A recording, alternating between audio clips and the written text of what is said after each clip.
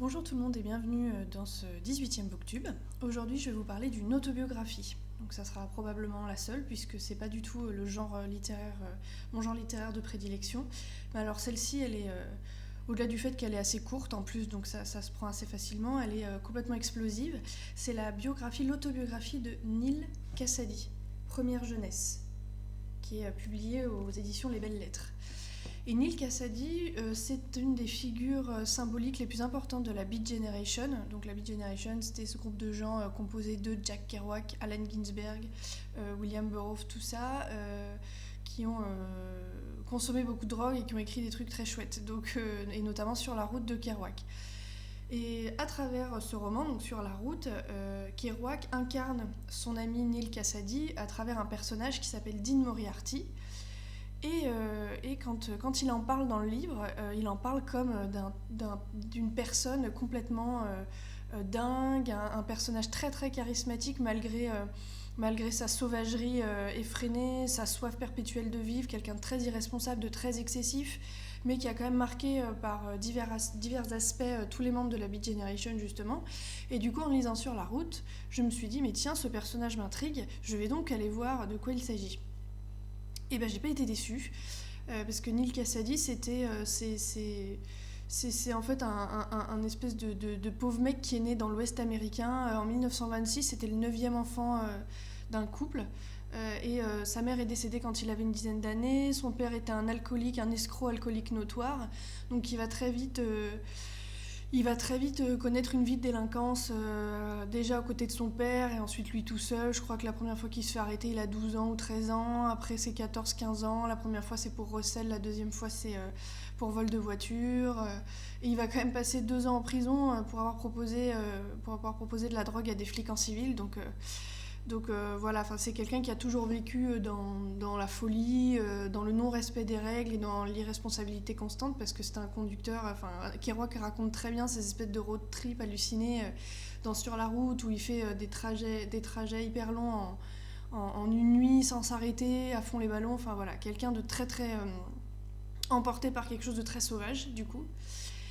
Et Bukowski lui a même consacré un chapitre dans Mémoire d'un vieux dégueulasse, d'ailleurs, je crois que c'est comme ça qu'il l'éclot, je sais pas, je l'ai jamais lu.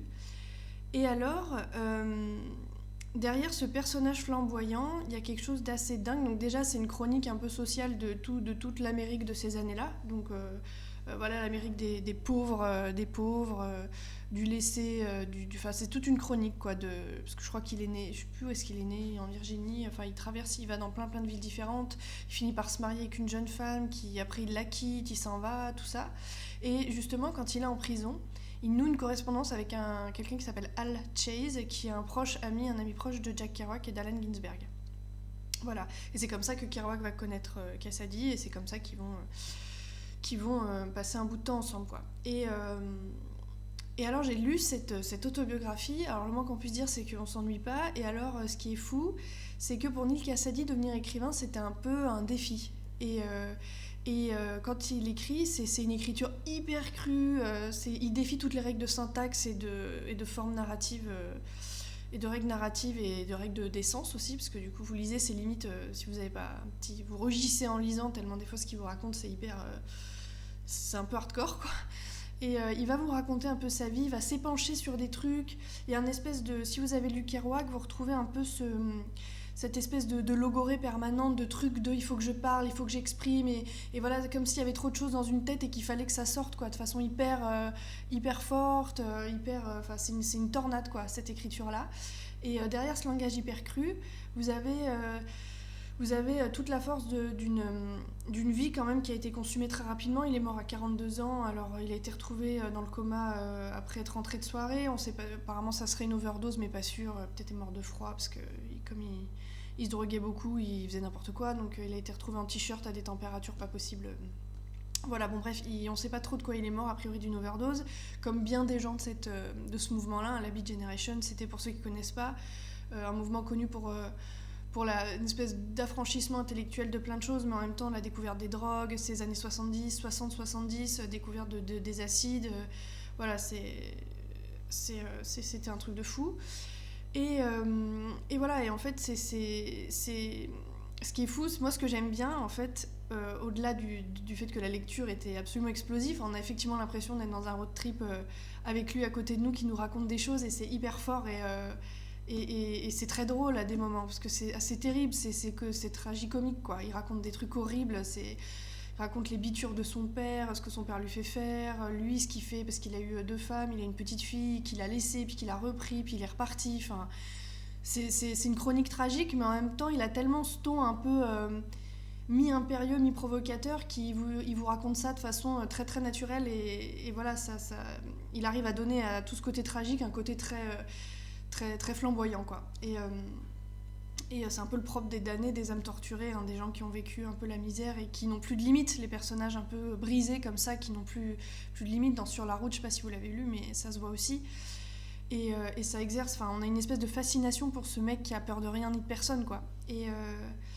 Et en même temps, voilà, c'est ce côté, voilà, le petit, c'est le petit mec qui est sorti de son trou, il est devenu écrivain et quand il raconte à Allen Ginsberg dans une correspondance que quand il a acheté une machine à écrire, il tapait et il disait au début j'arrivais pas à taper, je me trompais de mots, je me trompais de lettre de départ et comme je pouvais pas effacer, je changeais le mot que je voulais dire.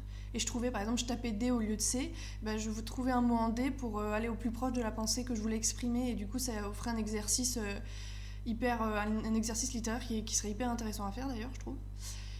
Et voilà, donc vous avez vraiment cette chronique de vie dont vous ressortez comme si vous aviez fait un tour de grand 8 quoi. C'est-à-dire vous refermez le bouquin, vous êtes dis donc, c'est assez fou et en même temps je pense que c'est aussi je sais qu'il y a beaucoup de gens qui ont eu du mal à lire Sur la route de Jack Kerouac. Je peux comprendre parce que la prose est très très intense, la ponctuation est un petit peu particulière, voire complètement inexistante. Donc c'est assez difficile de s'en emparer, je trouve. Et je pense que, comme beaucoup de bouquins comme ça, c'est une question de timing. Il faut le lire au bon moment, soit vous êtes prêt, soit vous n'êtes pas prêt, soit c'est le moment, voilà, faut pas se forcer. Les poèmes d'Allen Ginsberg sont assez... raides aussi, hein, ils sont très beaux mais bon, écrits sous moult acide aussi, donc assez complexes je trouve. Et malgré le fait que ça soit pas forcément le plus connu de ce mouvement-là, je pense que c'est le bon personnage par lequel commencer, parce que c'est quelque chose qui est assez... on a beaucoup d'empathie pour lui, même s'il s'avère être un petit con quand même, par bien des aspects, mais on a beaucoup d'empathie pour ce personnage et je pense que tout ce côté, on traite de l'Amérique, de la misère, les États-Unis, qui laissent un peu les pauvres dans leur trou et voilà, et qui sont plus dans la répression que dans l'accompagnement évidemment. Enfin, il y a toute une espèce de chronique sociale qui est derrière, qui fait que ça peut peut-être être plus universel que des textes comme ceux de Kerouac au premier abord. Voilà. Donc je vous le conseille grandement.